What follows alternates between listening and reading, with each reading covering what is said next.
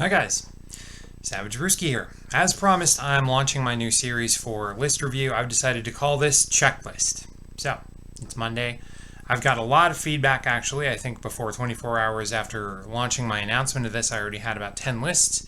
So I'm going to start with the first 3 tonight, and I think you're in for quite a treat here. So, again, the premise of this was someone has an idea that they want to make a list, and maybe they have a few models, but they don't know what else to get. They let me know what they have, and I come up with the rest. Or they have a list already in mind, and they want to bounce it off me and see what I think of it, how it'll run, what it'll do. This is for new guys, old guys, doesn't really matter. And keep in mind, I'm not perfect. I'm not a decades-long veteran of this game particularly, but Warmachine, Hordes, Warhammer 40k, I'm pretty well versed in all 3 of them. So I'm happy to help out. Let's dig into the list. Okay. So the first list comes from Aaron on Instagram, and he has been into the hobby for quite a long time. His daughter has been helping him out on this, but she just started her first army in Warmachine, which is also near and dear to my heart. That is the Retribution of Syra. So, very well done to you. Welcome to the Knife Ears. I hope you like Cyberpunk, Ghost in the Shell, and hunting down round ears.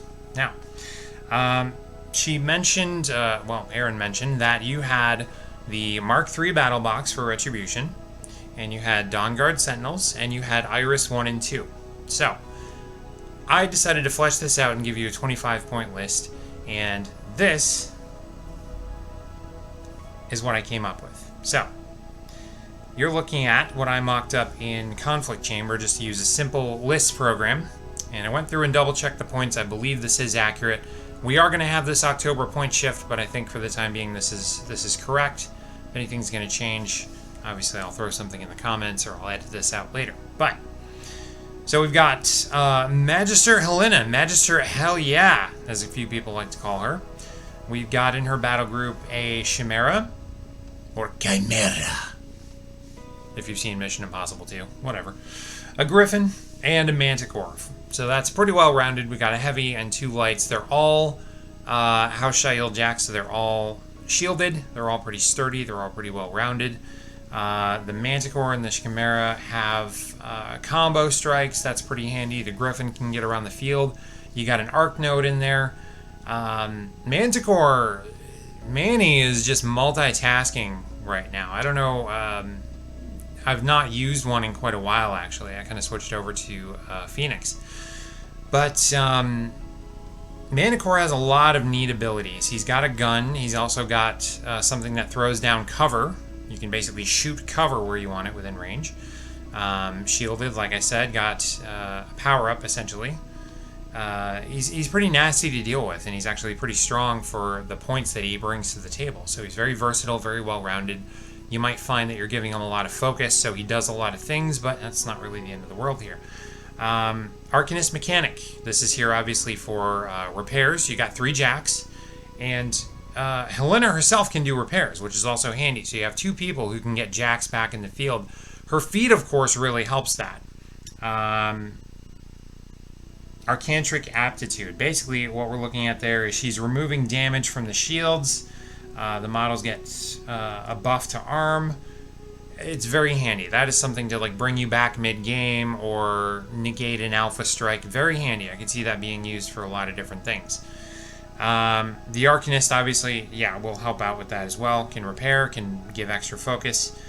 We've got Iris. I decided to go with Iris 1. Iris 2 is pretty more well-rounded against spellcasters, but not really warcasters or warlocks. And I think at a 25-point level, it's really cool to have something like that going on. Whether you're playing Brawl Machine or not, totally different. I'm not as fully versed in Brawl Machine as I am in just regular 25 points. But Iris, I mean, casters run for the hills from Iris. So she's good to have. You can basically, I've seen notes on Warmachine University, you can basically stick her somewhere on the board, and that will somewhat dictate where your opponent is going to put their caster or warlock, because they want to avoid that model. They want to avoid getting killed very easily by that highly reputable assassin. You know what I'm saying? To make a deal, make your offer you can't refuse. You put your model over here, she's going to be over here. Buena theta. Hang on, let me get the cotton balls out.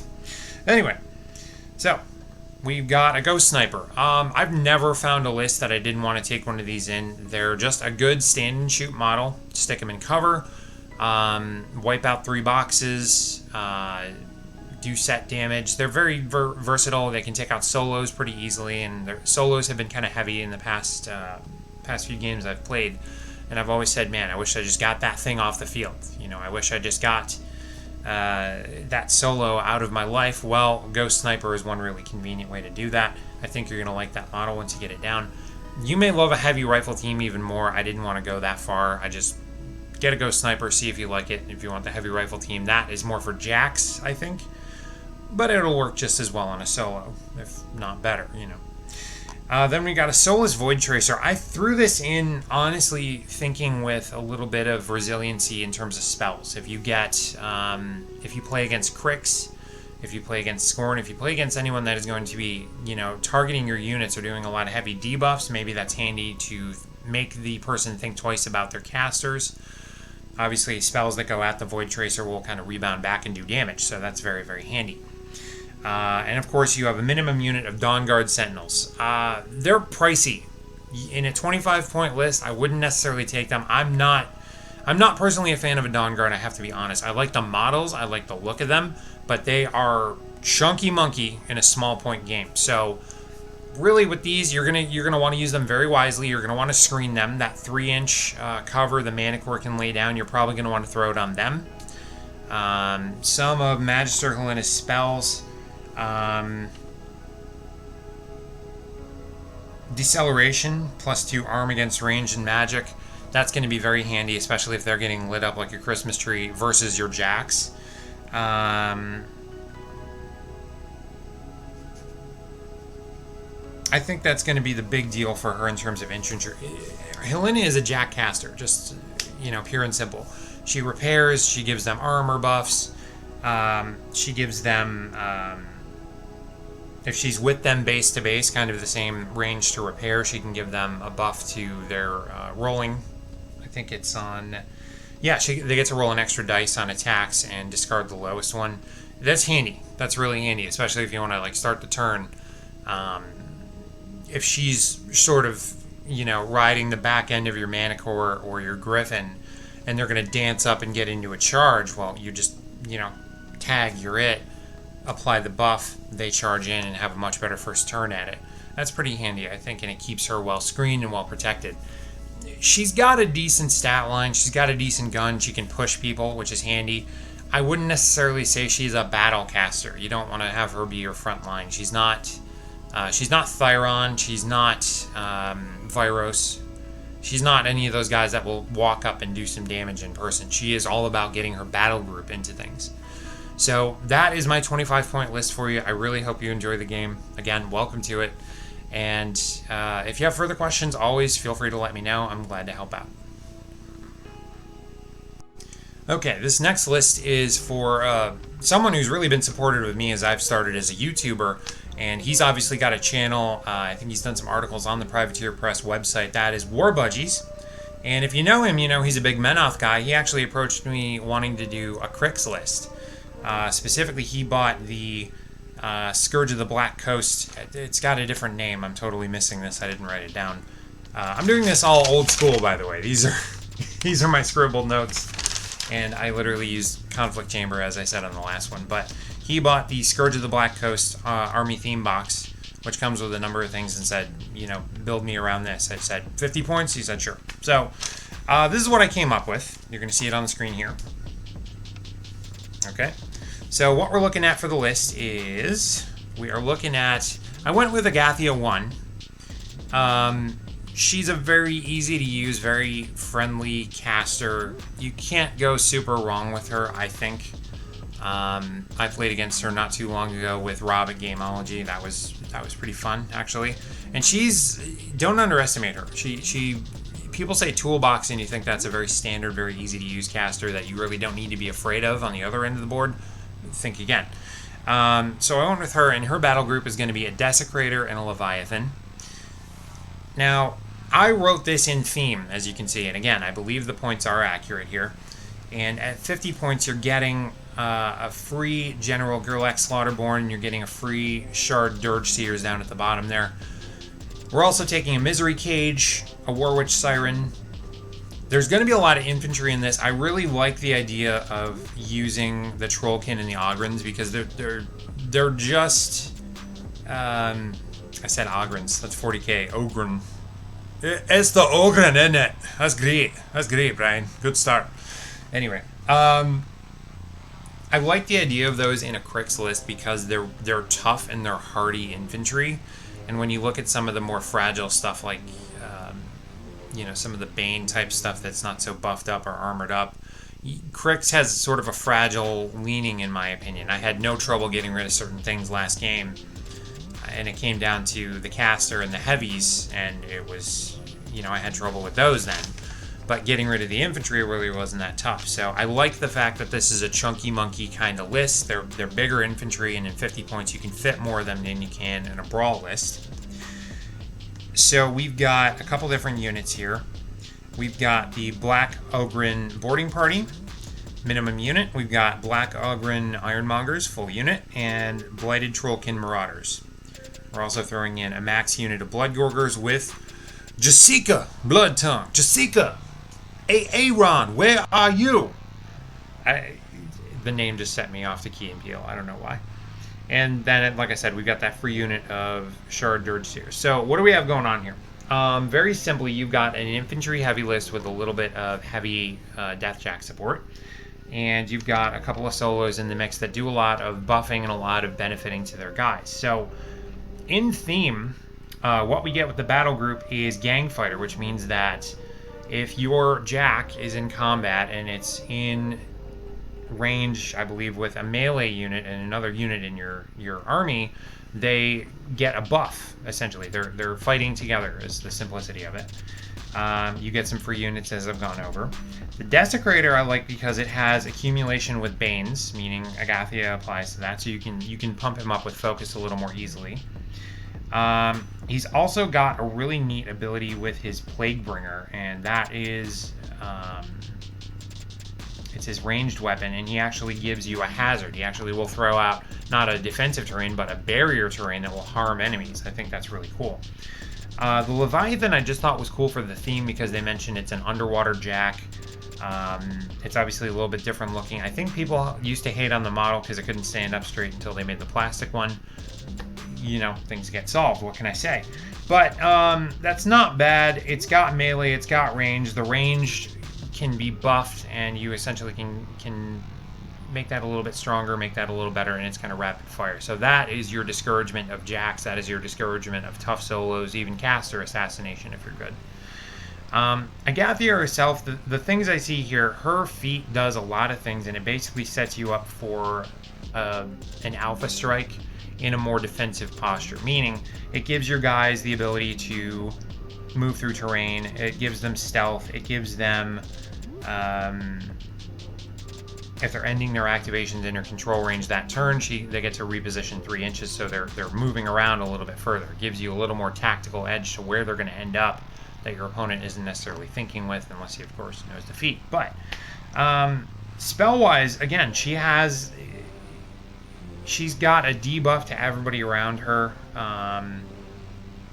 -2 strength in her command range. That's not too bad. You're gonna see things weaker. They make them a little bit daintier around her, which is kind of good to keep her survivable. She's ghostly, which means she can again move through things. I believe she has this weird rule henchman. I thought this is cool. It's kind of like there's a little small base toady in the army that's just a little more resilient. That flatters me. You could probably do that with a solo, either Gerlach or Jessica. Make them a little bit tougher. Hellfire is just straightforward offensive. I think you want that. You want some more to crank out. If you've only got 2 heavies and the rest of your list is more into melee, then that's what that's going to do. The Misery Cage is a focus generator or a soul token generator. There you go. The Bloodgorgers, there's your basic melee. If Jessica's with them, she obviously buffs them up, gives them vengeance, so if they lose a model, they're getting extra attacks. That's kind of handy. The Dirge Seers, I didn't totally look up as well. I think you just want them in there. They're going to buff a lot. From what I believe, they give a lot of buffs. The Black Ogrins, the Ironmongers are obviously jack repairers, so you can keep them in the back. They will beef up your warjacks, keep them survivable. Since you only have 2 of them, that's not too bad an investment in a 50-point list. I don't think that's too much of a waste, and they're pretty tough themselves. They're Ogrins. God, I did it again. I've played 40k too long, don't you think?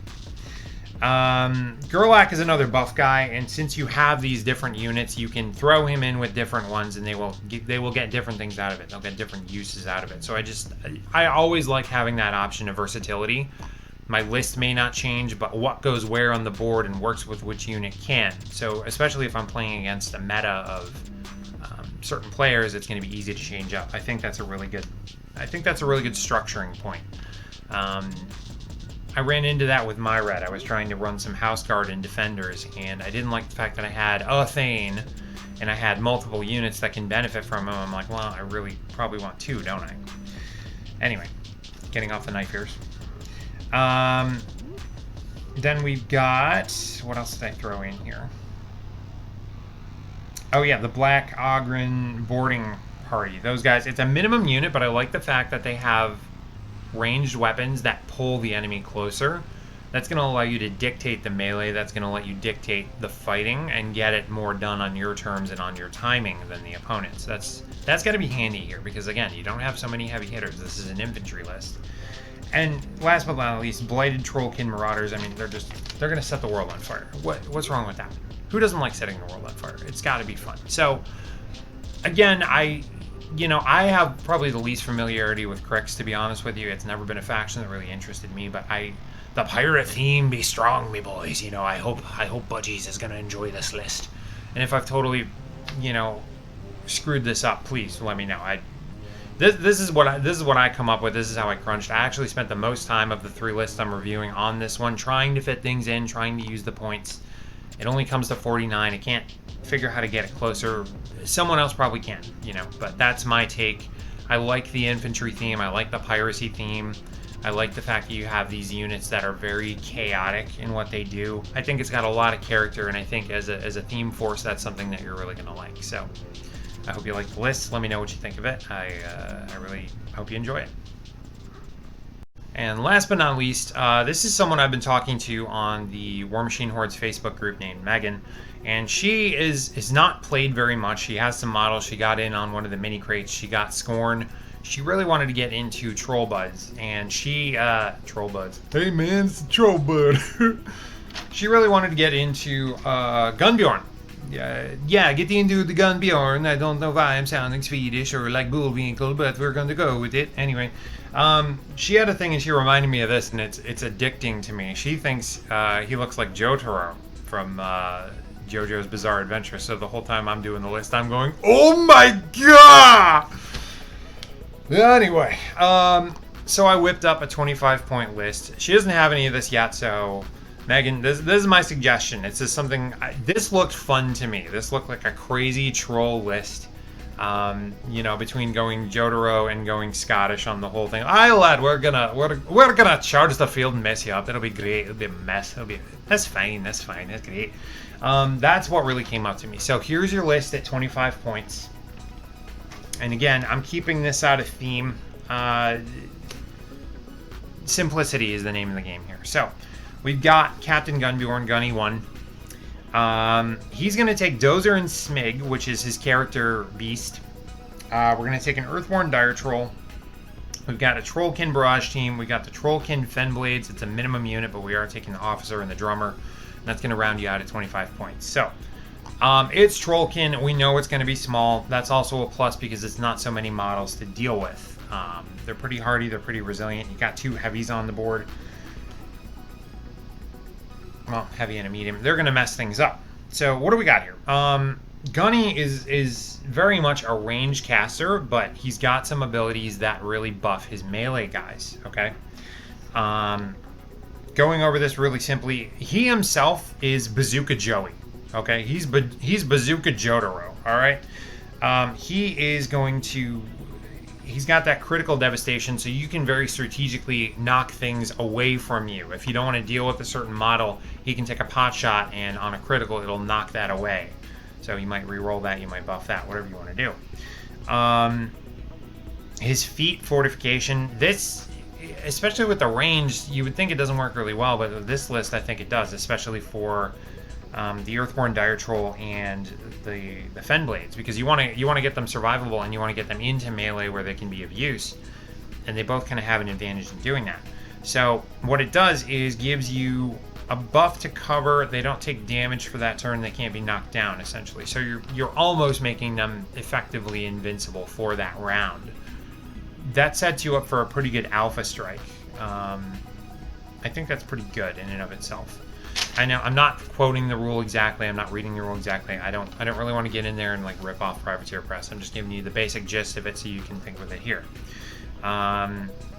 His battle group gets kill shot when they destroy or remove something from play in melee. They basically get to step back and take a ranged attack. So that's going to be more useful for Dozer and Smig, just because that basically is a giant troll with a little guy and a Khador gun on his back. I like the range in this, and I like that you can basically set... you're blowing a crap ton of things up. The Barrage team is basically 3 rocket launchers. Gunny has a rocket launcher, and then Smig has the I think it's the Destroyer Cannon looted off of Khador, which is a nice little... If you're playing against someone in Khador, that'll probably get on their nerves.